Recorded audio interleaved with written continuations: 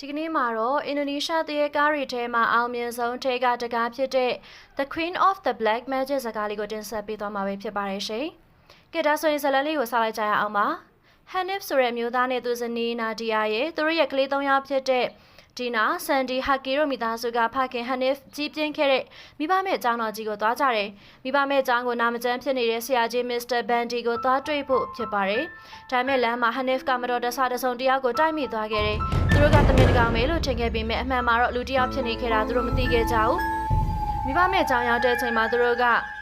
မမန်နဲ့စီတီဆိုတဲ့အိမ်ဆောင်ဇနီးမောင်နှံရဲ့Hasbi နဲ့ Rani ဆိုတဲ့ကလေးနှစ်ယောက်နဲ့တွေ့ဆုံကြတယ်။မိဘတွေက Mr. Bandy နဲ့တွေ့ဆုံစဉ် Hasbi ကအခန်းတွေကိုလိုက်ပြနေပြီးသူမက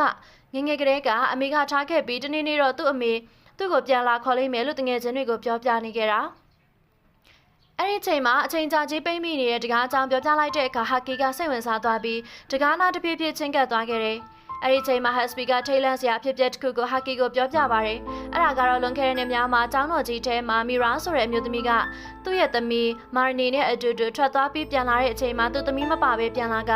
သူ့သမီးကိုမကောင်းဆိုးဝါးတွေလက်ထဲဆုံးရှုံးလိုက်ရကြောင်းပြောပြတယ်။ဟောင်းနွမ်းနေတဲ့ဆောက်အုပ်ကိုဖွင့်ကြည့်လိုက်တဲ့အခါမှာမီရာနဲ့သူ့သမီးမာရနီပုံကိုတွေ့လိုက်ကြတယ်။ကျောင်းကြီးကနေပြန်ထွက်လာဖို့ကားရဲဝင်ဖို့လုပ်တဲ့အချိန်မှာကားနဲ့ရံမှာသွေးတွေပေးနေတာတွေ့ရပြီးလမ်းတွဲရောက်တဲ့အချိန်မှာတော့အမျိုးသမီးတစ်ယောက်ရဲ့အလောင်းကိုတွေ့လိုက်ကြရတယ်။ဟောင်းနွမ်းနေတဲ့ဘတ်စကားတစ်စီးကိုတွေ့ရပြီးအပေါ်ကိုတက်ကြည့်တဲ့အချိန်မှာအလောင်းတွေပုံနေတာတွေ့ရပြီးတော့ကြောက်လန့်တဲ့ကြားနဲ့ရဲစခန်းကိုဖုန်းခေါ်ဖို့စူးစမ်းပေမဲ့ဖုန်းလိုင်းတွေပြတ်တောက်နေခဲ့တာတစ်ဖက်မှာညစာစားနေကြတဲ့အချိန်လီနာကဝေးလျှော့နေတယ်လို့ပြောကအစာမစားဘဲမူမမှန်တဲ့ပုံစံနဲ့ကြောင်ကြည့်နေခဲ့တယ်ညစာစားပြီးတဲ့နောက် TV ကြည့်တဲ့အချိန်မှာဖန်သားပြင်ပေါ်မှာမီရာရဲ့ပုံကြီးကတဖြည်းဖြည်းသူတို့ရှေ့ကိုချင်းကပ်လာခဲ့တယ်တစ်ဖက်မှာဟန်နစ်တို့ရဲ့အဖွဲကရဲကိုဖုန်းခေါ်မရလို့ဘတ်စကားပေါ်နောက်တစ်ခါပြန်သွားကြည့်တဲ့အချိန်မှာတော့စောနာတော်ကမြင်ရတဲ့အလောင်းတွေကအကုန်မတ်တက်ရက်နေကြလို့လိပ်ပြလွတ်မတက်ဖြစ်ခဲ့ကြရပါတယ်။အန်ဒွန်စရလူတူကဘတ်စကားထဲမှာသေဆုံးသွားတဲ့ကလေးတွေမတ်တက်ရက်ပြီးကြည့်နေကြတာကိုတွေ့ပြီးတော့ချာချာလဲလဲနဲ့နောက်ပြန်ဆုတ်တဲ့ချိန်ချက်ဥတလုံးကိုနင်းမိပြီးချက်ဥကနေထွက်လာတဲ့ပိုးကောင်တွေကသူ့ပါဆက်ထဲကိုဝင်ကုန်ကအဲ့ညမှာပဲအသက်ဆုံးရှုံးသွားခဲ့ရပါတယ်။လီနာကတော့ကိုလေးချိန်လွန်နေတဲ့ဂျေမီကိုအသားကိုပြက်ပစ်ပါတယ်။အဲ့ဒီချိန်မှာအီဗာရဲ့ကိုတဲကိုပိုးကောင်တွေဝင်သွားပြီးသွေးတွေတလဟောအန်ထရလာကရာနီစီကိုအကောင်တကောင်ကရုတ်တရက်ထွက်ပြီးရာနီပါဆက်ထဲကိုရောက်သွားခဲ့တယ်။ကလေးလေးဟာကီကတယောက်တည်း TV ကြည့်နေတဲ့အချိန်မှာမီရာရဲ့ကြောက်စရာရုပ်ကြီးကဖန်သားမြင်ပေါ်မှာပေါ်လာပြီးနောက်ဘက်ကိုလဲကြည့်လိုက်တော့ဘာမှမမြင်ရပေမဲ့ဒုတိယအချိန်နောက်တစ်ခါလဲကြည့်လိုက်တော့ပါဇက်ထဲကနေသွေးရယိုစီးနေတဲ့မီရာကိုတွေ့ရက